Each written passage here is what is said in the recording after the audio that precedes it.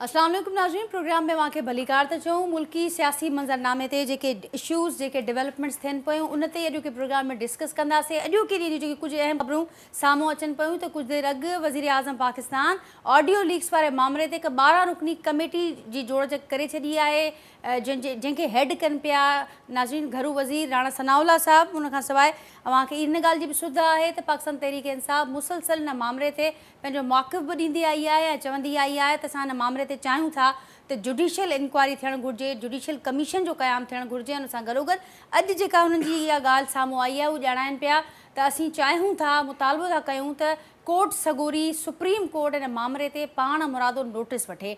हीअ इन मामले ते डेवलपमेंट्स आहिनि, असां ज़रूरु पंहिंजे पैनलिस्ट खां इहो पुछंदासीं सम्झंदासीं त छा वाक़ई छाकाणि त इहा रिवायत रही आहे असां वटि त जांच जे हवाले सां कमेटियूं बि जुड़नि थियूं, मामला बि अॻियां वधनि था, पर को नतीजो असां वटि साम्हूं घटी थियो आहे, नतीजो असां वटि साम्हूं अचे। छा हिन मामले जो को नतीजो निकिरंदो ऐं मामिलो आख़िर किथे वञी दंग कंदो, इन ते बि ज़रूरु ॻाल्हाईंदासीं। उन खां सवाइ 3 सालनि खां पोइ अॼु मरियम नवाज़ साहिबा खे नेठ पंहिंजो पासपोर्ट मिली वियो आहे। पासपोर्ट मिलण खां पोइ हुननि प्रेस कॉन्फ्रेंस में इन ॻाल्हि जो इज़हार कयो आहे त जेको कुझु उन्हनि सां थियो उहो ख़ुदि हिकु वॾी तारीख़ आहे, मिसाल आहे, जेको कुझु ज़ुल्म उन्हनि सां इन विच में थियो आहे। गॾोगॾु हुननि इहा ॻाल्हि बि कई आहे तमामु जल्द हू लंडन रवाना थियनि पियूं। 3 सालनि खां हू पंहिंजे वालिद मियां नवाज़ शरीफ़ साहब सां या पंहिंजे भाउरनि सां न मिलियूं आहिनि ऐं गॾोगॾु इहा ॻाल्हि बि उन्हनि कई आहे त मियां साहब जी वापसी जे हवाले सां बि उन्हनि जो इहो चवणु हो त हाणे का हुन में हाणे कुझु बचियो कोन्हे, का अहिड़ी ॻाल्हि कोन्हे जंहिंजे करे का अहिड़ी रुकावट कोन्हे। मियां साहब जी वापसी जे हवाले सां असांखे जस्ट हिकिड़ी दरख़्वास्त ॾियणी आहे। हीअ इन मामले जा अपडेट्स आहिनि नाज़रीन, इन ते बि जेके प्रोग्राम में ॻाल्हाईंदासीं ऐं अव्हांखे इन ॻाल्हि जी बि सुध आहे त नाणे वारे वज़ीर इसाक़ डार साहब जे अचण खां पोइ डॉलर जेको आहे उनजो जेको रेट आहे उहो हाणे डॉलर हेठि अचणु शुरू थियो आहे। अॼु हिकिड़ी दावा कई आहे इसाक़ डार साहब त तमामु जल्द मां सभु ॾिसंदो त डॉलर 200 खां हेठि असीं आणे वठंदासीं, उनजी दावा आहे। पर ख़ुदि इन दावा खे वठी करे जेके अॻूणा नाणे वारा वज़ीर मिफ्ता इस्माइल साहब रहिया आहिनि उहे कुझु ग़ैर मुतमइन नज़र अचनि पिया। इहा ॻाल्हि बि कनि पिया त ताज़ो जेको पेट्रोलियम जे मद में जेका घटिताई कई वई आहे क़ीमतुनि में, उन घटिताई खे वठी बि उहे ॼाणाइनि पिया त इन जो असरु IMF प्रोग्राम ते अची सघे थो, जंहिं ते इसाक़ डार साहब इहा ॻाल्हि कई आहे त हू तमामु एक्सपीरियंस्ड आहिनि ऐं गुज़िरियल 25 सालनि खां हू IMF खे डील कंदा अचनि था। उनखे बिल्कुलु अंदाज़ो आहे, ख़बर आहे समूरी सूरत हाल जी ऐं हू हिन मामले खे बि ॾिसी वठंदा। हीअ नाज़रीन ऐं इन खां सवाइ जेके ॿियूं अपडेट्स आहिनि, ख़ासि करे अॼोकी जेका हिकिड़ी ॿी ख़बर बि असांजे साम्हूं आई त सिंध अंदरि लोकल बॉडी इलेक्शन मकानी चूंडनि जे हवाले सां जेको ॿियो मरहलो थियणो आहे कराची ऐं हैदराबाद में, उन मरहले खे वठी करे हिकु भेरो ॿीहर सिंध सरकार इलेक्शन कमीशन वटि वई त मुमकिन कोन्हे इन सूरत हाल में असां वटि उहे जेके घुर्बल असीं चऊं त उहा फोर्स कोन्हे, उहा ह्यूमन रिसोर्स कोन्हे, इन जे करे मुमकिन कोन हूंदो। पर उहा दरख़्वास्त अॼु इलेक्शन कमीशन हिकिड़ो अहम इजलास थियो आहे जंहिंमें इहो वाज़े कयो आहे त बाई इलेक्शन हुजे या हुजे लोकल बॉडी इलेक्शन उहे पंहिंजे वक़्त ते थींदियूं। बाक़ी उन्हनि फंड्स जी ज़रूरु ॻाल्हि कई आहे त बाई इलेक्शन जे हवाले सां या लोकल बॉडी इलेक्शन जे हवाले सां जेके फंड वफ़ाक़ खां रिलीज़ थियणा आहिनि उन्हनि में अञा ताईं रुकावट आहे, पर थींदो पंहिंजे टाइम सां। ऐं दरख़्वास्तनि सरकार जी रद्द करे छॾी आहे। मुख़्तलिफ़ मामला आहिनि जिन खे अॼोके प्रोग्राम में डिस्कस कंदासीं। जेको पैनल मूंसां गॾु मौजूदु आहिनि जो तारुफ़ सां कराईंदसि, मूंखे कराची स्टूडियो में जॉइन कयो आहे पाकिस्तान पीपल्स पार्टी सां तालुक़ु रखंदड़ सीनियर अॻवान आहिनि डॉक्टर करीम ख़्वाजा साहब। तव्हांखे वेलकम कयां थी अॼोके प्रोग्राम में। ऐं मूंसां गॾु नाज़रीन वीडियो लिंक ते मौजूदु आहिनि फिरदौस शमीम नकवी साहब, पाण सीनियर अॻवान आहिनि पाकिस्तान तहरीक इंसाफ़ सां जो ताल्लुक़ु आहे। फिरदौस शमीम नकवी साहब, आपको भी वेलकम करती हूँ। वीडियो लिंक ते असांजे अॼोके प्रोग्राम में शरीक आहिनि। जावेद काज़ी साहब आहिनि नाज़रीन कानूनी माहिर बि आहिनि ऐं उनसां गॾोगॾु सीनियर तजिया निगार बि आहिनि, मूंसां गॾु वीडियो लिंक ते मौजूदु आहिनि। काज़ी साहब अव्हांखे बि वेलकम कयां थी। कुझु देरि खां पोइ नाज़रीन नामियारा इकोनॉमिस्ट आहिनि असद अली शाह साहब, उहे पिणु कुझु देरि लाइ असांखे अॼोके प्रोग्राम में जॉइन कंदा। मुआशी सूरत हाल उन्हनि खां ई वधीक सम्झंदासीं। अवां सभिनी खे भलीकार चवां थी अॼोके प्रोग्राम में अव्हांजी इजाज़त सां जेका सूरत हाल आहे उन ते डॉक्टर साहब अव्हां खां आगाज़ कयां थी, पोइ ॿियनि पैनलिस्ट ते हलंदासीं। कुझु देरि अॻु इहा ख़बर साम्हूं आई इलेक्शन कमीशन वारी जेका मां शेयर बि कई त लोकल बॉडी इलेक्शन अव्हांजी गवर्नमेंट न पई चाहे, त जेका बि रीज़न्स बि कुझु ॾिना विया आहिनि, ॿुधायो वियो आहे असां वटि घटिताई आहे हिन वक़्तु ह्यूमन रिसोर्स जी, पर हाणे उहो पंहिंजे वक़्त ते ई थिए पियो। इलेक्शन कमीशन दरख़्वास्त रद्द कई आहे। कंसर्न्स कहिड़ा आहिनि, छा पिया सम्झो इन्हनि जेके घुर्बल रीज़न्स ॼाणाया विया आहिनि उन खां सवाइ सिंध सरकार छो न पई सम्झे त घुर्बल वक़्त ते अञा टाइम पियो आहे, हीअ इलेक्शन थियणु थी सघंदा, छाकाणि त जेके ॿियूं जेके पार्टीज़ आहिनि जेके कंटेस्ट कनि पियूं उन्हनि जा सीरियस क़िस्म जा कुझु कंसर्न्स बि साम्हूं आया। ख़ुदि सिंध गवर्नमेंट जे मथां बि मुख़्तलिफ़ वक़्तनि ते इल्ज़ाम मुख़्तलिफ़ लॻंदा रहिया इन चूंडनि खे वठी करे। हिन भेरे बि उन्हनि चयो पिए त सिंध सरकार जी भरपूर कोशिशि हूंदी त चूंडूं वक़्त से न थियनि। अगेन इहो मामिलो साम्हूं आयो, छा सोचे पई सिंध ॾिसो, सरकार? जॾहिं तव्हां मूंखे प्रोग्राम में टेलीफोन कयो जॉइन करण जे लाइ, उन वक़्तु गुज़िरियल 3 ॾींहं खां जेको आहे सो हैदराबाद डिवीज़न ऐं अॼु कराची में टेंट सिटी जेका ठही आहे 1100 टेंट, उते मौजूदु होसि 3-4 कलाकनि जे लाइ। मेडिकल कैंप हुई, पार्टी जी मेडिकल विंग जो हेड आहियां सॼे पाकिस्तान जो। साॻे वक़्त में मूं जेको आहे सो इहे गुज़िरियल 3 ॾींहंनि में हैदराबाद, टंडो मोहम्मद ख़ान ऐं दादू जो कुझु इलाइक़ो ऐं जामशोरो ऐं पंहिंजो ठठो ऐं सिजावल, हिते मूं विज़िट्स कया हुआ ऐं बदीन। त उते जेको आहे सो ॾिसो, हैदराबाद डिवीज़न में बि इलेक्शन्स आहिनि ऐं कराची में बि आहिनि। त उते त सिचुएशन दादू जी सुठी कान्हे, जामशोरे जी सुठी कान्हे, टंडो अलायर जे के इलाइक़नि जी सुठी कान्हे, टंडे मोहम्मद ख़ान जे कुझु इलाइक़े जी, ठठो सिजावल जी बि सही कान्हे। त हाणे उहो जेको पुलिस बि खपे ऐं माण्हू पंहिंजे ॻोठनि में कोन्हनि, उहा इलेक्शन कीअं थींदी? माना हिकिड़ो वैलिड रीज़न आहे, केरु बि वञी ॾिसी सघे थो हुते, ठीकु आहे न? न उहो त ठीकु आहे, असांजो फ़र्ज़ु आहे ॿुधाइणु। मिसाल जे तौर ते दादू में मेड़ में कीअं इलेक्शन थींदी, केनशाह में इलेक्शन कीअं थींदी, दादू सॼे ज़िले में इलेक्शन कीअं थींदी, इहे पाणी जे करे। बी प्लान इहो आहे जेको सम्झ में अचे पियो, बी प्लान इहो आहे त हिन महीने एंड ताईं पाणी निकाली थींदी, ठीकु आहे न? इहो असांजी रीज़न आहिनि, हुन एक्सेप्ट न कई आहे, हुनजी मर्ज़ी आहे, ठीकु आहे। ऐं हीअ जेके कैंप्स में आया आहिनि, इहे बि त उन इलाइक़नि जा ई माण्हू हिते आया आहिनि। अच्छा, ॿियो जेको पुलिस लॉ एंड ऑर्डर, हाणे हीअ जेको डिस्ट्रीब्यूशन थिए पई शयुनि जी, उनमें पुलिस सॼी इन्वॉल्व आहे, लॉ इन्फोर्सिंग एजेंसीज़ बि इन्वॉल्व आहिनि, त पुलिस जो बि इशू आहे। त इहो हिकिड़ा 2 रीज़न्स आहिनि, वैलिड रीज़न्स आहिनि। टियों जेको आहे सो वधीक जेको इलेक्शन कमीशन चवंदी, असां उनखे लबैक चवंदासीं, पर हीअ वैलिड रीज़न्स आहिनि जेको मूं पाण विटनेस्ड कयो आहे गुज़िरियल 3 ॾींहंनि में। बाक़ी जेको आहे सो इलेक्शन भले थी, जंहिंखे खटिणो हूंदो, माण्हू जेके वोट ॾींदा उहो खटी वेंदा, ऐं जंहिंखे हारणो हूंदो उहो हारिजी वेंदा। उन में त का ॿी का राय कान्हे। जॾहिं खां पीपल्स पार्टी ठही आहे, तॾहिं खां इलेक्शन खे फेस कई आहे, किथे असां खटियूं आहिनि, किथे असां हारायूं आहिनि। पर वैलिड रीज़न इहो आहे त महीनो मुंहिंजे ख़्याल सां, ऐं इहो IG साहब बि चयो आहे, IG त असांजो माण्हू कोन्हे, पुलिस सर्विस जो माण्हू आहे, ऐं पीपल्स पार्टी जेका ॻाल्हि कई आहे उहो उनमें वैलिड रीज़न आहे। मुंहिंजे ख़्याल सां इहो ज़मीनी हक़ाइक़ ई आहिनि। ठीकु, ऐं अवां सम्झो पिया त ज़मीनी हक़ाइक़ इहे आहिनि, उन्हनि खे अॼु जेका सूरत हाल थी, दरख्वास्त रद्द थी। फिरदौस शमीम नकवी साहब भी हलूँ था। फिरदौस साहब क्या कहेंगे? आपने सुना डॉक्टर साहब का मौक़िफ़, डॉक्टर साहब समझते हैं और उनकी पार्टी भी ऐसा समझती है, दरख्वास्त दी गई थी इलेक्शन कमीशन को और वो समझते हैं कि बड़े वैलिड रीज़न मौजूद हैं, ज़मीनी हक़ाइक़ ये कहते हैं कि इस वक्त मुमकिन नहीं है, लेकिन दरख्वास्त रद्द हो चुकी है। आपका क्या मौक़िफ़ है, क्या कहेंगे? मेरा मौक़िफ़ ये है कि फिर इनमें इतनी हिम्मत भी होनी चाहिए, वो ये कहें कि जो शख्स इलेक्शन कमीशन को इस वक्त हेड कर रहा है, उसकी समझ बूझ में कुछ कमी है कि वो वैलिड रीजंस को भी रिजेक्ट कर रहा है। हम तो कह ही रहे हैं कि उसका एजेंडा किसी और सियासी जमात से गवर्न होता है। तो ये इनमें हिम्मत होनी चाहिए कि इतने वैलिड रीजन दिए, जो कि मुझे पूरा यकीन है इन्हीं ने इलेक्शन कमीशन को भेजे। IG साहब का खत भी साथ भेजा जी, लेकिन उसने उससे पहले शायद उनका बयान भी पढ़ लिया था, नासिर हुसैन शाह साहब का। नासिर हुसैन शाह साहब ने 2 हफ्ते पहले जब पिछला पोस्टपोन हुआ था, उसके बाद उन्होंने कहा कि हम कराची में इलेक्शन करने को तैयार हैं, हैदराबाद, फट्टा, सुजावल और दादू में नहीं कर सकते, इससे कि वहां सैलाब का पानी। तो ये बयान भी तो सिंध के एक सीनियर मोस्ट वजीर ने दिया था, या मैं झूठ बोल रहा हूँ? तो ये आपस में पहले फैसला कर लें कि किसके पास वैलिड रीजन है, किसके पास इनवैलिड रीजन है। और अगर नहीं है तो मैं नासिर हुसैन शाह साहब का वो बयान निकाल के आपको अभी पोस्ट भी कर दूंगा, आपके चैनल पे भी चला था वो। ठीक ठीक। तो या तो नासिर हुसैन शाह साहब गलत, या चीफ मिनिस्टर गलत, मुर्तजा वहाब गलत, या चीफ इलेक्शन कमिश्नर।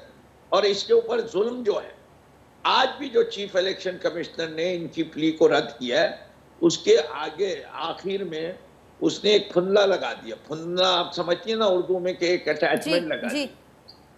वो कहते हैं कि जी हमें इलेक्शन कराने के लिए जो पैसे चाहिए वो अभी तक वफाक ने हमें दिए नहीं, सही। और अगर ये पैसे नहीं मिलेंगे तो हम इलेक्शन नहीं करा सकते। सही। अरे क्या मजाक कर रहे हो कौम के साथ? तुमने इलेक्शन की एक्सरसाइज शुरू की थी बगैर पैसे लिए हुए। पहले पूरे पैसे लो। यहाँ कैंडिडेट्स के बल्दियात में कराची के अंदर सिर्फ हमारी जमात के तकरीबन 1700 कैंडिडेट हैं। 1700 कैंडिडेट, अगर आप सोचें कि ऑन एन एवरेज 5 लाख रुपए भी खर्च करते हैं तो कितने करोड़ रुपए हो गए। ठीक। और ये अपने 60 करोड़ को रो रहे हैं। वक्त जो गया वो इसके अलावा गया। ये तीसरी दफा पोस्टपोनमेंट हो रही है। ये कोई तरीक़ाकार है? कोई अकल की नाखून लेगी कि कौम? क्या मैं मानूं कि सिंध हुकूमत की इलेक्शन कमीशन से कोई कम्युनिकेशन नहीं है, कि उनको इतने सारे वैलिड रीजन भी नहीं नजर आते? और अगर या तो credibility of Sindh government is very poor, कि वो माजी में इतने झूठ बोलते रहे कि अब उनको इस पे यकीन ही नहीं होता इलेक्शन कमीशन को कि सच बोल रहे हैं या झूठ बोल रहे हैं।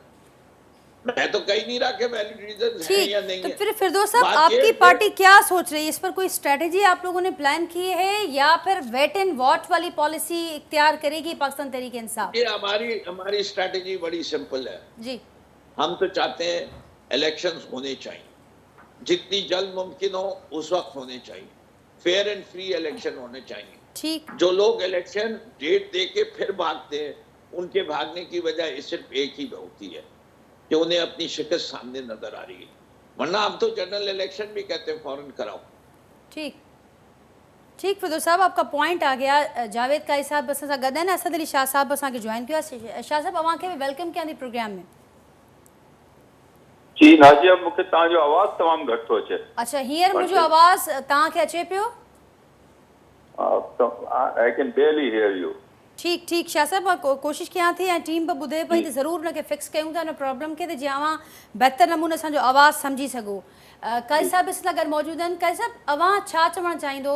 अव्हां ॿिन्ही जो मौक़े ॿुधो, डॉक्टर करीम ख्वाजा साहब जो बि, फिरदौस शमीम साहब जो बि, ऐं हू सम्झनि पिया त ज़ाहिर आहे ही बि सिचुएशन जेका आहे वैलिड रीज़न्स बि मौजूदु आहिनि, पैसनि वारो मामिलो बि पंहिंजी जाइ ते आहे, पर ज़ाहिर आहे हाणे मामरनि खे अॻियां बि हलाइणो आहे। कंहिं बि शइ जे करे, कंहिं बि क्राइसिस जे करे मामरा असां अॻु बि ॾिठो आहे, रुकिया न आहिनि, ऐं हाणे ज़ाहिर आहे अॻियां बि डिमांड अचनि पियूं। अव्हां छा चवंदो हिन समूरी सूरत हाल ते? नाज़िया, बेसिकली जादू वारी ॻाल्हि डॉक्टर करीम ख्वाजा शब्द में अचे थी पई, हैदराबाद शब्द में अचे तो कराची जेको आहे सो उन में अहिड़ी का सूरत आहे, ई कान इलेक्शन थी सघे। ॿियो वरी कराची में ख़ासि करे जेको आहे सो पंहिंजो इलेक्शन जो लोकल बॉडीज़ जो कॉन्सेप्ट है, ऐं कराची जी जेका आहे सा माना घणी डिपेंडेंस जेका कराची जी पंहिंजी जेका आहे उहा लोकल बॉडीज़ ते डिपेंडेंट है। वो लोकल बॉडीज़ पॉलिटिक्स कंदड़ जा हिस्टोरिकली जेके चाहींदा आहिनि उनखे उनजा राइट्स मिलंदा आहिनि, ऐं उहो जेको आहे सो थी सघे थी पई पैसा फेडरेशन कान थी ॾिए पई, उहो सेपरेट इशू आहे।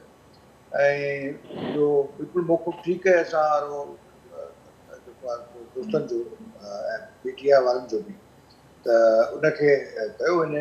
हाणे हैदराबाद ऐं जेको दादू आहे या ख़ुदि पाकिस्तान पीपल्स पार्टी आहे, उनजो चाहियो या न चाहियो पर उनजो वोट बैंक हिन वक़्तु तमामु घणो ख़राबु थियो आहे।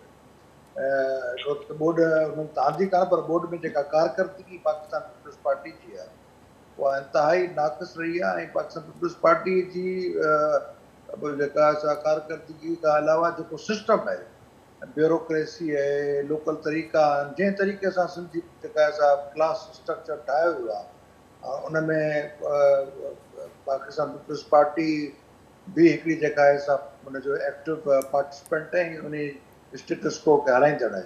उहा ॻाल्हि ॿी आहे त जमहूरी कोर्ट जे हवाले सां पीपल्स पार्टी जो कदु तमामु वॾो आहे, पर हिते जेका गवर्नेंस जो क्वेश्चन आहे उन में पीपल्स पार्टी तमामु मुंझियल आहे। हिन में बोर्ड जेको आहे उनखे तमामु घणो डैमेज शायदि कयो आहे, त हू न चाहींदा त की लोकल बॉडीज़ ते, लोकल बॉडीज़ में कॾहिं पाकिस्तान पीपल्स पार्टी जो इंट्रस्ट रहियो बि कोन्हे। ऐं या आर्टिकल 140 या जेका बि पैसिफिक डेमोक्रेसी है या जेको लार्जली जमहूरियत जो जेको कॉन्सेप्ट है उनमें पार्लियामेंट जी इलेक्शन, सूबाई असम्बली जी इलेक्शन, लोकल बॉडीज इलेक्शन भी इंतहाई अहम आहे। ऐं हीअ जेका बोर्ड आहे उन बोर्ड असांखे हिकु दफ़ो ॿियो ॿुधायो आहे त जेको लोकल बॉडी सिस्टम फेल्यूअर आहे, हिन बोर्ड खे हुन एड कयो आहे, बोर्ड जी वधीक तबाह कयो आहे बोर्ड। ॿियो जेको पीपल्स पार्टी जेको TMO वारो जेको हिते कमाल आहे ऐं TMO जे वारे सां जेका करप्शन थी आहे, घणे में घणी करप्शन जेका आहे 13 14 15 सालनि में, इहे जेके माण्हुनि जा जेके रोड रस्ता नालियूं साफ़ कोन थियूं आहिनि, इहे जेके बंदि आहिनि, हीअ जेको पाणी जो बोर्ड पई अचे त सिंध त उन लाइ तयारु हुई कान का। ऐं हींअर जेको आहे माना हुनजा जेके 50 लख या 1 करोड़ माण्हू जेके आहिनि उहे हलिया विया आहिनि फूड सिक्योरिटी जे हवाले सां। तमामु अबतर सूरत हाल आहे, माण्हुनि जा घर किरी पिया। बिल्कुलु कई साहब, अवां सही पॉइंट कयो पिया। ज़ाहिर आहे इन समूरी शयुनि जा अवां सम्झो पिया त असर जेकॾहिं इलेक्शन हाणे थिए पई त ईंदा, ऐं जेका पार्टी हुकूमत में आहे ओबियसली उनखे उनजो जवाब बि ॾियणो आहे। गॾोगॾु इहा ॻाल्हि बि तमामु घणी अहम आहे त असीं बार बार चवंदा आया पिए त जेके इलेक्शन्स जेकॾहिं अक्सर थींदा आहिनि ऐं इहो निज़ाम हेठी सतह ताईं इहे जेके बि इख़्तियार आहिनि मुंतक़िल थियनि था त उनजो फ़ाइदो अवाम खे डायरेक्ट पए थो, छाकाणि त हीअ सिधे रीति अवाम सां ई हिन जो लिंक हुजे थो। पर उहे बि असांखे माज़ीअ में ऐं हींअर बि मामला उहे घटि पे नज़र आया। पैसनि वारो मामिलो बि साम्हूं अचे पियो त कंडीशन इलेक्शन कमीशन पाण बि रखे पई त हाणे वफ़ाक़ में जिते साॻी हुकूमत आहे पर उतां जेकॾहिं पैसा नथा अचनि वक़्तु सर त पोइ हीउ मामिलो वरी डिले थींदो, रोड जो शिकार थींदे नज़र ईंदो। असदी शाह साहब बि असां सां गॾु मौजूदु आहिनि, समूरी सूरत हाल खां हू बि वाक़िफ़ आहिनि। शाह साहब, हींअर मुंहिंजो आवाज़ु अवां ताईं पहुचे पियो? ठीकु।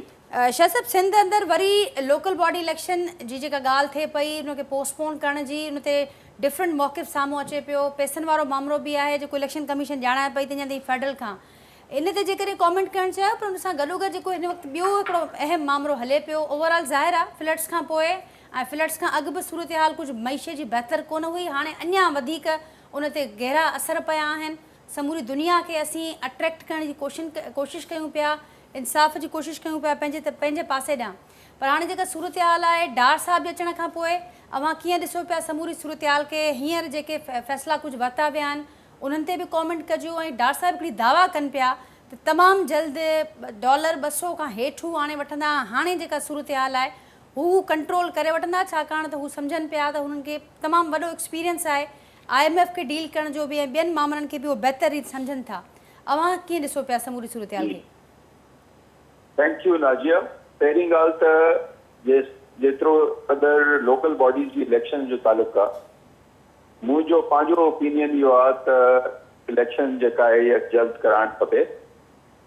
उन में हाणे ॾिसो न, कराची ऐं हैदराबाद में इलेक्शन या कोन थी आहे, पर ॿियनि डिविजन्स में इलेक्शन जेको आहे 3 महीना पहिरियों आई थिंक जून में थी, जून जे एंड में जी उहे इलेक्शन बि थी वई आहे ऐं हुते पीपल्स पार्टी तक़रीबन स्वीप करे वई आहे। उन्हनि जा ई आहिनि माण्हू जेको आहे, उन्हनि खे जेकॾहिं पावर ॾेई छॾिना ऐं इफेक्टिव करे छॾिना त हे बोर्ड में जेको सूरत हाल ख़राब थी आहे, मां सम्झां थो उन में उन्हनि जो जेकॾहिं रोल हुजे हा माण्हुनि जे नुमाइंदनि जो, त शायदि एतिरो नुक़सानु न थिए हा। सो इन में त को शक ई कोन्हे त being a democratic party, people's party, ऐं I don't know where is the problem, election commission जो आहे या गवर्नमेंट में छा कंफ्यूजन आहे, ये इलेक्शन कराइणु खपे। उन में माण्हुनि जो फ़ाइदो आहे जेको आहे न, लोकल बॉडीज़ इलेक्शन्स ऐं लोकल बॉडी सिस्टम जेको आहे उहो, ऐं सूबाई हुकूमत खे, वफ़ाक़ी हुकूमत खे, भली डिफरेंट पार्टीज़ हुजनि, कुझु जाइनि ते दे नीड टू कोलैबोरेट। ॻाल्हि इहा आहे त असांजो मुल्क जेको आहे उहो पोइते थींदो थो वञे, तबाही थींदी थी वञे, ऐं असां पेटी इशूज़ ते जेके आहिनि पंहिंजो जेको आहे पॉलिटिकल पार्टीज़ ऐं असांजी सोसाइटी जेको आहे ह्यूजली डिवाइडेड, ऐं प्रिंसिपल्स खे बि जेको आहे न मतिलबु असां पंहिंजे ई प्रिंसिपल्स जे against sometimes we work. I don't know, it's complete madness. जेसिताणी मईशत जो तालुक़ु आहे, ज़ाहिर आहे मां चवंदुसि त मईशत जी हालति तमामु ख़राबु आहे ऐं आम माण्हू खे हिन जेको फ्लड आयो आहे ऐं डिज़ास्टर थियो आहे, ख़ासि तरह सां सिंध में, त करोड़नि माण्हुनि खे जेको आहे तमामु घणी तकलीफ़ में आहे, तमामु घणो उन्हनि खे ज़ाहिर आहे डिस्प्लेस थी विया आहिनि ऐं उन्हनि खे को रिलीफ बि एडिक्वेट कोन थो मिले, त उनजो जेको आहे माण्हुनि खे तकलीफ़ त आई आहे। पर ओवरऑल मैक्रो लेवल ते मां तव्हांखे इहो ॿुधाईंदुसि त जेको पाकिस्तान जो करंट अकाउंट डेफिसिट ऐं डेट सर्विसिंग जो मसलो आहे ऐं IMF प्रोग्राम जे ज़रिए असां हर 3-4 साल में IMF प्रोग्राम में हूंदा आहियूं। उहो बड़ी मुश्किल सां IMF जो प्रोग्राम बहाल कयो वियो। ॿिन्ही हुकूमतुनि जेको आहे शुरू में मैसअप कयो, PTI जी बि ऐं ॿियो उन खां पोइ जेको आहे हिन गवर्नमेंट बि शुरू में, पर बहरहाल उहो रिस्टोर थी वियो आहे। ऐं हाणे जेको रिक्वायरमेंट आहे पाकिस्तान खे $31 बिलियन या $32 बिलियन जी आहे, उहो वॾी मुश्किल सां उहे उन में apart from international financial institutions IMF कुझु तव्हांखे ख़बर आहे त जेके फ्रेंडली कंट्रीज़ आहिनि सऊदी अरेबिया, UAE ऐं चाइना, उन्हनि खां बि कुझु फंडिंग कराए उहो वॾी मुश्किल सां उहो गैप पूरो थियो। हिन फ्लड जे करे थी सघे थो उन में थोरी बहितरी अची वञे। छाजे लाइ जो उन में फॉरेन करेंसी जेको आहे पूरी दुनिया में इहा ॻाल्हि वई आहे, मैसेज वियो आहे। ऐं हूअं जेको इंटरनेशनल फाइनेंशियल इंस्टीट्यूशंस में प्रोजेक्ट्स जे अगेंस्ट असांखे जेके पैसा मिलंदा, world bank, Asian development bank, उन्हनि ऑलरेडी $2 बिलियन कमिट करे छॾिया आहिनि। यूनाइटेड नेशंस कॉल ॾिनो आहे, US जेको आहे उहो उन्हनि कॉल ॾिनो आहे त इहे पैसा जेके आहिनि फ्लड जे लाइ माण्हुनि खे त वीचारनि कोन था मिलनि, पर थोरो थी सघे थो उनजे करे गवर्नमेंट जो जेको असांजे मुल्क जो फॉरेन करेंसी जो मसलो आहे वो थोड़ो घणो मूंखे स्टेबलाइज थींदो नज़र अचे थो। ठीक शाह साहब, तव्हां सां लाइन ते रहो जी। ठीक शाह साहब, तव्हां सां लाइन ते रहो। तमामु इहो अहम पॉइंट आहे। ज़ाहिर असां दुनिया खे अट्रैक्ट करण जी कोशिशि कयूं पिया ऐं अवां जेका ॻाल्हि कयो पिया त कुझु हुन सां ज़रूरु फ़र्क़ु पवंदो। ठीक डॉक्टर साहब, अवां छा चवंदो हुननि मुख़्तलिफ़ जेके मां ॻाल्हि करे वञा साॻे नमूने सां एक्चुअली PTI गवर्नमेंट में कोविड जे करे IMF $1.2 बिलियन ॾिना, ॿिया पैसा अची विया ऐं असांजी इम्पोर्ट्स घटि थी वई, त कोविड जो माण्हुनि खे बि नुक़सानु पहुतो, पर थोरो ओवरऑल जेको असांजो फॉरेन करेंसी जो ऐं बैलेंस ऑफ पेमेंट जो मसलो जेको आहे थोरो स्टेबलाइज थी वियो। सो इहो हिकिड़ो अजीब ॻाल्हि आहे जो असां जहिड़ा मुल्क जेके आहिनि, जीअं असां पाकिस्तान हाणे हिन लीडर थी वियो आहे इन बैगिंग, जेको आहे असांखे बैक करणो थो पए अनफॉर्चुनेटली। इकोनॉमिक मैनेजमेंट या गवर्नेंस असां बहितर नथा कयूं, पर बहरहाल डिज़ास्टर में असांखे थोरो घणो रिलीफ मूंखे लॻे थो मिली वेंदो। पर आम माण्हू ज़ाहिर आहे जेके डिज़ास्टर में आहिनि उहे तमामु घणी तकलीफ़ में आहिनि। आई होप उन्हनि खे कुझु कॉम्पनसेशन मिले ऐं उन्हनि खे रिहेबिलिटेशन जे लाइ उन्हनि पैसनि में कुझु मिले। ठीक शाह साहब, तव्हां सां लाइन ते रहो, तव्हांखां असां अॻियां बि पॉइंट वठंदासीं। डॉक्टर साहब, हीउ तमामु अहम पॉइंट आहे त जितां किथां फॉरेन एड मिले थी ऐं शाह साहब पाण बि सम्झनि पिया त कुझु न कुझु रिलीफ असांखे मिली सघे थो, एफर्ट्स बि थियनि पियूं। पर हाणे हीउ ख़ुदि वॾो सुवालु आहे त हुन इमदाद जी जेका एड अचे पई, मुनसिफ़ाणी विर्छ कहिड़े रे थींदी, हिन वक़्त ताईं का कंहिंखे ख़बर कोन्हे त इमदाद किथां आई त आहे, पर उहा केॾांहुं वई, कीअं डिस्ट्रीब्यूट थिए पई, सूबाई सतह ते कीअं थिए पई, वफ़ाक़ी सतह ते कीअं थिए पई। इहे पंहिंजी जाइ ते क्वेश्चन्स पंहिंजी जाइ ते आहिनि, वैलिड क्वेश्चन आहिनि जेके तव्हां पुछो पिया, उन जवाब मूं वटि कोन्हे। ठीकु आहे न, आउं इकोनॉमिस्ट कोन आहियां, सियासी वर्कर आहियां, डॉक्टर आहियां। आउं इहो सम्झां थो, किताबूं मूं पढ़ियूं आहिनि, लिखियूं आहिनि, उन हिसाब सां आउं सम्झां थो त इहो 75 साल में असां वटि हिन जो जवाबु कोन्हे। ठीकु आहे, हाणे असुलु जेको आहे त रिलीफ कीअं मिले ऐं असांजी इकोनॉमी कीअं स्टेबल थिए। फ़िलहालु जेको आहे सो ख़ुदा करे हीअ इमदाद अचे थी, उनजे करे फ़ाइदो थिए, पर इकोनॉमी स्टेबल थींदे मूंखे नज़र नथी अचे। उनजा रीज़न्स आहिनि, उनजो सभ खां वॾा रीज़न्स इहे आहिनि त हीअ फ्लड मां रिकवरी, हाणे जेको नओं कणिक जो फसल कोन थी सघंदो, उनमें असांखे नुक़सानु ई थींदो, जेको लॻे इहो पियो। असां 40% यूक्रेन खां कणिक वठंदा हुआसीं, उहो बि वॉर लॻी पई आहे हुते, ऐं ॿियूं चीज़ूं बि इंटरनेशनल सीनरियो में थियनि पियूं, ऐं असांजी दोस्तियूं बि एतिरियूं कोन्हनि। कोशिशि असां कयूं पिया दोस्तियूं वधायूं, असांखे ट्रेड वधायूं, ॿी चीज़ूं कयूं, पर मूंखे नेक्स्ट ईयर एंड ताईं इकोनॉमिकल सिचुएशन खुदा करे स्टेबल थी वञे, खुदा करे डॉलर वञी करे 170 150 थी वञे। पर अवां जा मुखालिफ़ न पिया सम्झनि, ख़ुदि मूं ज़िक्र कयो मिफ्ता साहब जो, त उहे बि गैर मुतमइन आहिनि डार साहब जी पॉलिसीज़ खां। तव्हांजी ऑपोजिशन इहा ॻाल्हि करे पई त मुआशी टीम कंफ्यूज़ड आहे, ऐं हिन कंफ्यूज़ टीम सां अवां कीअं ही प्लान्स अचीव कंदो? ॾिसो उहो सही ॻाल्हि आहे, अट्रैक्ट कंदो ऐं इकोनॉमिक हा स्टेबल तव्हां बिल्कुलु हाणे इन जवाबु बिल्कुलु हू ॾेई सघे थो, इसाक़दार ॾेई सघे थो, ऐं असां होप सुठी था करे सघूं। पर जेके शयूं असांजी जेके GDP ग्रोथ वधाईंदी आहे पाकिस्तान में 75 साल में, उहो असांजी ज़रात वधाईंदी आहे। ज़रात मूंखे जेको कमिंग जी सारियूं ऐं फुटिन जी फसल जॾहिं थींदियूं उन खां पोइ सुठा रिज़ल्ट ईंदा। हिन वक़्तु ताईं कणिक जी फसल सुठी कान थींदी, जेका सारियूं फुटियूं ठहियूं आहिनि उहो बि नुक़सानु थियो आहे। त नेक्स्ट ईयर वञी करे कुझु रिज़ल्ट सुठा अचनि जॾहिं असांजी GDP स्टेबल थिए। इंटरनेशनल सीनरियो में स्टेबिलिटी यूरोप में अचे, ही वॉर जे करे, यूक्रेन ऐं रशियन वॉर जे करे जेको फैलिजे पई।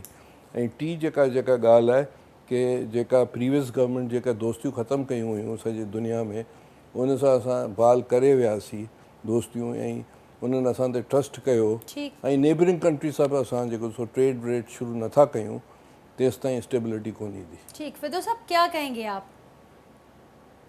टेक्निकली स्पीकिंग कि इसाक़ डार साहब ने कोई वजह नहीं बताई कि किस बुनियाद पे वो ये कह रहे हैं कि रुपए की कीमत कम हो जाए, बढ़ जाएगी और डॉलर कम हो जाएगा। आज पाकिस्तान के पास सिर्फ $8 बिलियन हैं।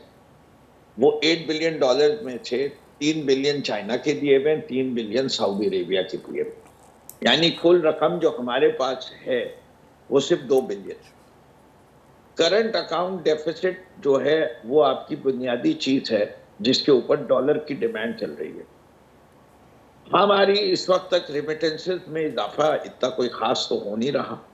तो अगर मैं $32 बिलियन ले लूं और आपकी एक्सपोर्ट्स भी 32 रख लूं तो 64 बिलियन है, और आपका debt repayment with instalment 25 billion है, और आपका एक्सपोर्ट बिल जो है वो 54 बिलियन था। तो उसके लिहाज से $9 बिलियन का डेफिसिट है। जब आपका $9 बिलियन का डेफिसिट है तो आपके रुपए की कीमत कैसे बढ़ेगी, ये वो समझा नहीं सके। सिर्फ पॉजिटिव सेंटिमेंट्स और स्टेटमेंट्स देने से बढ़ती है, तो ये इसाक़ डार साहब की डार्क इकोनॉमिक्स है जिसको हम पहले भी भुगत चुके हैं। बुनियादी फंडामेंटल्स जो हैं वो कोई बहुत अच्छे नहीं लग रहे, इससे कि यही हुकूमत $17 बिलियन से घट के 4 महीने में 8 बिलियन पे ले आई डिपॉजिट्स का। यही कहते थे कि इमरान खान ने जो फ्यूल के ऊपर सब्सिडी दी थी वो नाजायज थी, लेकिन आज इसाक़ डार साहब ने वही काम कर दिया कि उन्हीं ने पेट्रोलियम लेवी कम करके फ्यूल सब्सिडाइज कर दिया। उनके अपने मिफ्ता इस्माइल साहब ने उनको भी कंडेम कर दिया। तो जिस हुकूमत के लोग सेम पेज पे ना हो, जैसे कि पीपल्स पार्टी ने जब कीमतें बढ़ी थी तो अपने आप को दूर कर लिया था, और वो भी PDM का हिस्सा है। खुद मरियम नवाज ने कंडेम कर दिया था मिफ्ता इस्माइल को कि उन्हीं ने ज्यादती की। तो इस तरह कैसे चल सकती है और किस तरह ये रुपए की कीमत बेहतर हो सकती है, मेरी समझ से बाहर है। ठीक, मुझे तो ये समझ से बाहर है। मैं दुआ गो जरूर हूँ कि इसाक़ डार साहब के मुंह में घी शक्कर, इससे कि जितना हमारे रुपए की कीमत बेहतर होती है उतना हमारा कर्जों का बोझ भी कम होता है। इससे कि सबसे ज्यादा जो कर्जों का बोझ बढ़ता है वो डिवैल्यूएशन से बढ़ता है। इससे कि बाकी कर्जे जो है वो तो आप चलिए जो लोकल है वो तो आप करेंसी छाप के कहीं से पे कर दे, डॉलर तो आप छाप नहीं सकते। डॉलर तो सिर्फ एक ही मुल्क छाप सकता है, उसका नाम है अमेरिका। तो उसकी याशी लगी हुई है इस निज़ाम में, बाकी दुनिया जो है वो सफ़र करेगी। ठीक, फिरदौस साहब जैसे आपने कहा, जाहिर है टेक्निकल रीजंस हम भी नहीं समझ पा रहे कि वो किन वजूहात की बिना पर ये दावा कर रहे हैं, लेकिन हम भी अच्छी उम्मीद और अच्छी तवक्को और दुआ करते हैं। लेकिन साथ साथ सारे इकोनॉमिस्ट इस बात पर तो मुत्तफिक हैं कि इकनॉमिक स्टेबिलिटी का पॉलिटिकल स्टेबिलिटी से बड़ा गहरा और डायरेक्ट लिंक है। इस वक्त हम देख रहे हैं मुल्की मंजरनामे पर और स्पेशली सियासी फ्रंट पर तो बड़ी सियासी रसाकशी दिखाई दे रही है। ऑडियो लीक, वीडियो लीक्स वाला मामला हो, साइफर वाला मामला हो, ये जो कुछ और डेवलपमेंट्स मज़ीद हो रही हैं, आज़ादी मार्च की बातें फिर से हो रही हैं, इन सब बातों को कैसे देख रहे हैं आप और उस पर क्या कहेंगे आप? ये देखिए, बुनियादी तौर पे पाकिस्तान तहरीक इंसाफ जुडिशियल इंक्वायरी मांग रही थी। अब जुडिशियल इंक्वायरी से बड़ी कोई इंक्वायरी होती नहीं है इस मुल्क के अंदर। वो भी सुप्रीम कोर्ट के चीफ जस्टिस को लिखा था कि साइबर के ऊपर कर ले, और लिखा भी किसने था? सदर पाकिस्तान ने लिखा। अगर कोई शख्स ये नहीं करवाना चाह रहा या कोई हुकूमत नहीं करवाना चाह रही तो उसके पीछे कोई सियासी मकासद है। सियासी मकासद यही है कि अपने मन पसंद अफसरान से इंक्वायरी करा के इमरान खान को जो है मुरीद इल्ज़ाम लगा के उनको जो है सज़ा की तजवीज़ दे दो। चैलेंज उसने भी कोर्ट में ही होना है और फिर ये जानी वही है। सिर्फ ये प्रोसेस लंबा हो जाएगा। अगर इस वक्त जुडिशियल इंक्वायरी पे एग्री कर लें कि पूरे साइफर के केस के अंदर, तो ये मामला शॉर्ट भी रहेगा, मुनसिफाना भी नजर आएगा। तो पॉलिटिकल इंस्टेबिलिटी खत्म करने का इससे बेहतर फार्मूला क्या हो सकता है? फिर तो सब अगर एग्री नहीं होते, इलेक्शन करा लो, जिस पार्टी को अवाम चाहे उसको वोट दें और जिसको वोट मिले वो 5 साल तक हुकूमत करे। इससे के ये बात समझ से बाहर है कि पीटीआई की हुकूमत तो सिलेक्टेड गवर्नमेंट थी, लेकिन उसी इलेक्शन के तहत जो पीडीएम की गवर्नमेंट बनी है वो सही इलेक्शन से जीत के बनी। ये डबल स्टैंडर्ड, ये हिपोक्रेसी अब मुल्क के लोग नहीं मानते। इसीलिए तो ये हुआ कि पंजाब में भी सारी पीडीएम मिलके लड़ी और उन्हीं ने हार गए, और कराची के अंदर भी पूरी पीडीएम की सारी जमातें मिलके 249 पे लड़ी और हार गई। जितने वोट सारी जमातों को मिले, पीटीआई अकेले को उससे ज्यादा वोट पड़े। ठीक, तो फिर तो सब एक तरफ से आप पॉलिटिकल स्टेबिलिटी की बात करें, ये भी बता रहे हैं कि किस तरीके से स्टेबिलिटी आ सकती है, फिर दूसरी तरफ से ये जो मार्च की बातें हो रही हैं, फिर ये भी ख़तरनाक नताए जो रद्द-ए-अमल की बातें हो रही हैं, इसको फिर क्या नाम दें हम सारी सूरत हाल में? उससे तो नहीं आएगी पॉलिटिकल स्टेबिलिटी। आपका सवाल नाजिया बहुत अच्छा सवाल है। बात ये है कि जब जिस्म को कोई बीमारी या कैंसर लग जाए ठीक, और उसका इलाज सर्जरी हो तो तकलीफ से तो गुजरना पड़ता है।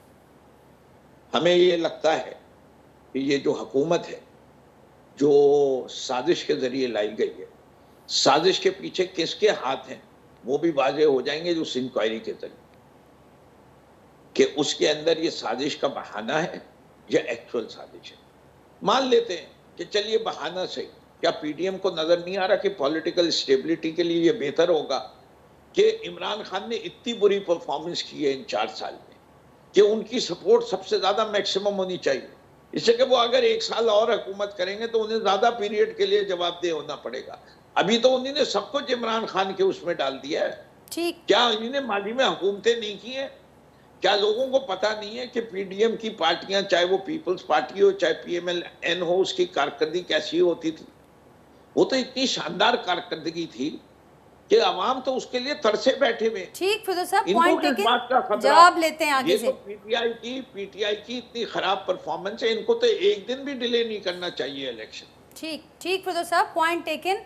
जावेद कई साहब, छा चवंदो वॾो पॉलिटिकल स्टेबिलिटी आणण लाइ पीडीएम जी बि ॻाल्हियूं कनि था ऐं वॾो भार जुडिशरी ते बि विझनि था, त जुडिशरी जी इंगेजमेंट इन्वॉल्वमेंट थ्रू आउट रही आहे, पर हिन वक़्तु बि हिकिड़ी वॾी ज़िम्मेवारी आहे जुडिशरी मथां पॉलिटिकल स्टेबिलिटी जे हवाले सां।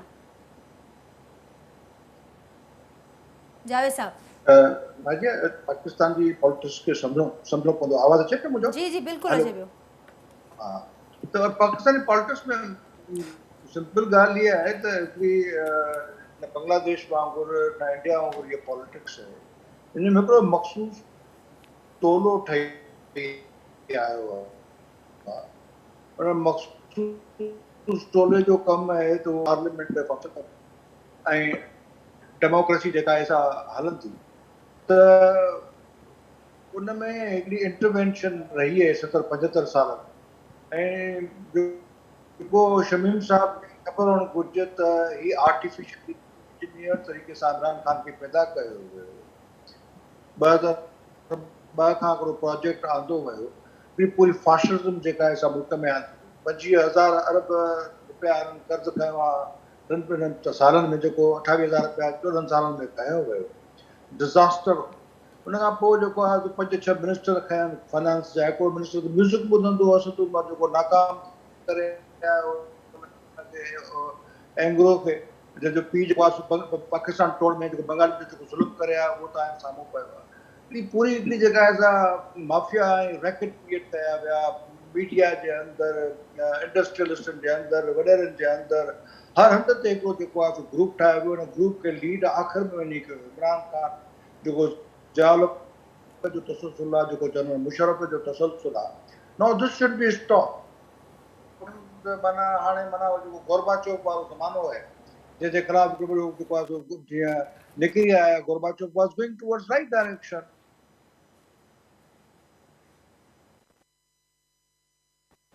जी जावेद साहब, मुंहिंजो आवाज़ अवां ताईं पहुचे पियो? नाज़रीन, जावेद साहब सां राब्तो बहाल करण जी कोशिशि कयूं पिया। डॉक्टर साहब छा चवंदो? तव्हां फिरदौस साहब खे तफ़सीली ॿुधो ऐं हू जुडिशियल इंक्वायरी जी ॻाल्हि बि कनि पिया। पॉलिटिकल स्टेबिलिटी आणण जो वॾी जेका बार आहे, ज़िम्मेवारी आहे, PDM मथां विझनि था, छाकाणि त तव्हां हुकूमत में बेन वक़्तु आहियो। छा कमेंट कंदो? ॾिसो, हीअ त इहा ई ॻाल्हि आहे जो 35-50 वारी ॻाल्हि हुन कई, आख़िर में को खड़तेल कोन निकितो। हाणे हुनखे पार्लियामेंट में अचण जे लाइ हू नई ॻाल्हियूं करे पियो त बाबा जेको जुडिशियल इंक्वायरी थिए। भई तूं पार्लियामेंट में अचो त इंक्वायरी थिए, जॾहिं मुख़्तलिफ़ इदारनि चयो आहे त अहिड़ी कंस्पायरेसी कान्हे ऐं हरू भरू इन खे लिंगर ऑन करणु। ऐं आउं सम्झां थो त इहा जेके जो फिनोमिना ऑफ इमरान ख़ान इहो ईअं आहे जीअं 50s में 1 यूनिट वारो जेको सो एक्सपीरियंस हो, जेको करायो वियो ज़ोरी ज़बरदस्ती सिंध, KP ऐं बलूचिस्तान ऐं की भई तव्हां 1 यूनिट ख़तमु थिए, 1 यूनिट जेको आहे सो थिए ईस्ट ऐं वेस्ट पाकिस्तान में।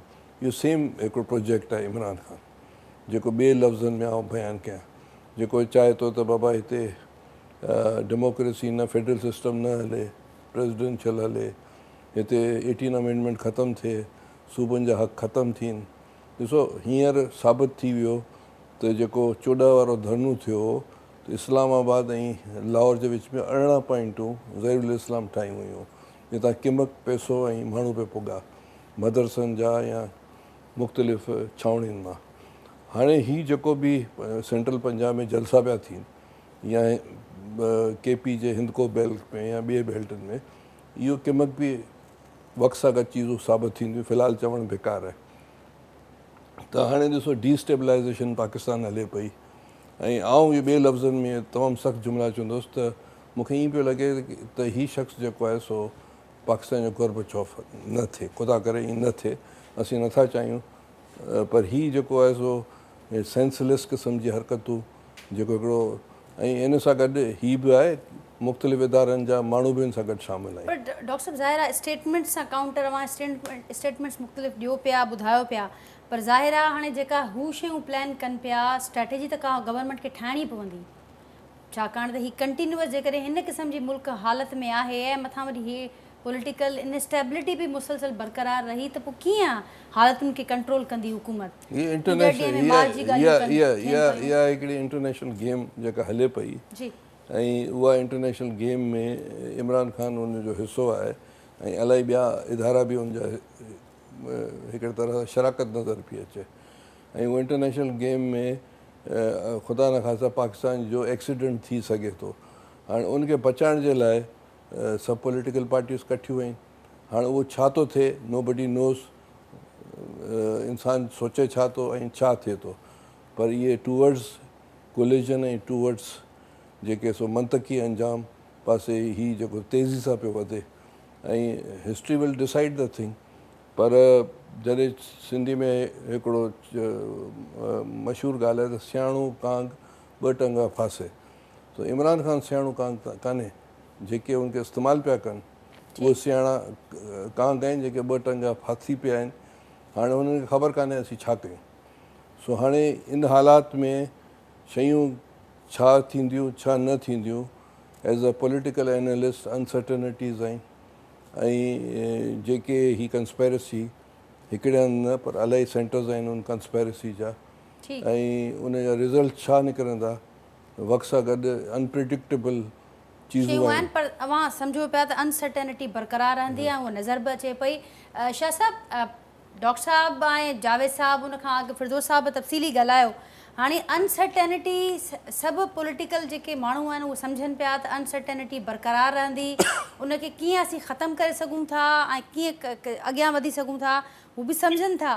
पर उन बावजूदि इन ॻाल्हि ते बि मुतफ़िक़ आहिनि त अनसर्टेनिटी बरक़रार रहंदी। त अहिड़े अनसर्टेनिटी वारे माहौल में कीअं इकनॉमी ग्रो कंदी, कीअं इकनॉमिक स्टेबिलिटी असीं ॻाल्हि करे सघूं था? बिल्कुलु तव्हांजो सवाल जेको आहे बिल्कुलु वैलिड आहे ऐं इन ते टिनी पॉलिटिकल पार्टीज़ खे या ॿिन्ही साइड्स खे सोचणु खपे। छाजे लाइ जो अनफॉर्चुनेटली मूंखे इहो चवणो पवंदो त पॉलिटिकल मेच्योरिटी जेका आहे उहा एक्सरसाइज कोन थी कई वञे फ्रॉम ऑल साइड्स। तव्हां ॾिसो त इमरान ख़ान PTI जी परफॉर्मेंस जेका आहे पौणा 4 साल जेका आहे काफ़ी ख़राब हुई, मतिलबु कंपेयर टू एक्सपेक्टेशंस। ऐं उन्हनि जी जॾहिं हुकूमत हुई त तक़रीबन सभु बाई इलेक्शंस जेके आहिनि उहे उन्हनि हारिया। उन खां पोइ उनखे गवर्नमेंट चेंज कई वई ऐं उहो डेमोक्रेटिक प्रोसेस सां थी। इहो ग़लति आहे PTI चए थी त साज़िश सां थी या जेको बि आहे, it was done through a constitutional process. बिल्कुलु। पर मां त इहो चवंदुसि त PTI खे वॾी फेवर कई PDM जेको आहे, उन्हनि खे हिननि डिफिकल्ट सिचुएशन में प्रीमेच्योरली कढी छॾियो ऐं उन खां पोइ तव्हां ॾिसो बाई इलेक्शन सब्सटेंशियली जेको आहे PTI कढी वई। ऐं हिन महिल जेको आहे PTI जेको आहे उनजी इलेक्ट्रल सपोर्ट पंजाब ऐं KP में काफ़ी घणी थी नज़र अचे। सो मां त इहो चवंदुसि त actually political parties are suicidal जेको आहे। दे आर अनफॉर्चुनेटली मुल्क जे लाइ बि कोन था सोचनि, पंहिंजे लाइ बि नथा सोचनि। ऐं हीअ इमरान ख़ान जेका साइफर वारी ॻाल्हि जेका कई आहे, इट वॉज टोटली अननेसेसरी ऐं हरू भरू जी ॻाल्हि आई आहे ऐं उहा PTI खे डैमेज कयो आहे। ऐं उनजे करे एक्चुअली दे डोंट रियलाइज़ त अमेरिकन्स ऐं इंटरनेशनल पावर्स जेके आहिनि उहे PTI जे ज़ाहिरा सपोर्ट कोन कंदा ऐं उनजी सपोर्ट जेका आहे उहा हिन गवर्नमेंट खे, करंट गवर्नमेंट खे मिले थी पई ऐं हिननि खे सॉफ्ट एटीट्यूड थो मिले थो पियो। सो असुल में it's very strange that these political parties are suicidal. कोई बि अपोजिशन पॉलिटिकल पार्टी खे रिमूव कोन थो करे मुंहिंजो एनालिसिस जे हिसाब सां। Actually PTI is working against itself and PDM is working against itself. पंहिंजी गवर्नेंस ठीक कोन था कनि, मेच्योरिटी कोन था आणनि, थिंक टैंक कोन था ठाहिनि, मसला पाकिस्तान जा इलाही वॾा आहिनि। जॾहिं अपोजिशन में आहिनि त बाबा तव्हां कमु कयो, सोचियो त हिननि खे मसइलनि खे हल कीअं कंदव, पर उहो उनजे लाइ कोई कमु कोन थो थिए। इहो था चवनि त जेको बि सरकार करे थी उहा ग़लति आहे, असां ईंदासीं हर शइ ठीक थी वेंदी। इहा ई शइ इमरान ख़ान पे कई, they came without any preparation. Same thing PDM जेको आहे इमरान ख़ान खे कढी छॾियो, but they were not prepared. पंहिंजो फाइनेंस मिनिस्टर बि कोन आहिनि, पंहिंजे फाइनेंस मिनिस्टर खे जेको आहे केॾो कॉर्नर करे जेको आहे जेके आंदो टेम्पररी उनखे चेंज करे छॾियो। सो ही ॾाढी अजीब क़िस्म जी सियासत आहे असांजे मुल्क में। It's very strange. ठीकु शाह साहब, पॉइंट टेकन। जावेद साहब, अवां वटि ईंदसि, प्रोग्राम जो वक़्तु बि पूरो थियणु वञे पियो। फाइनल कॉमेंट अवां जो वठंदसि, छा चवंदो मां? जावेद साहब, मूंखे ॿुधो पिया मां? न जी, जावेद साहब सां राब्तो असांजो वरी मुनक़ते थी वियो आहे, ज़रूरु कोशिशि कंदासीं। जावेद साहब, मूंखे ॿुधो पिया मां?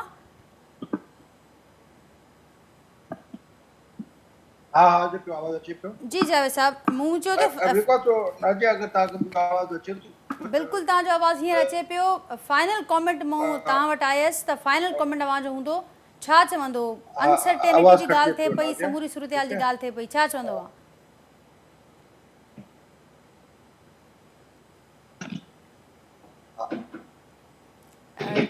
जी जावेद साहब, मूंखे ॿुधो पिया त रिस्पॉन्ड कजो।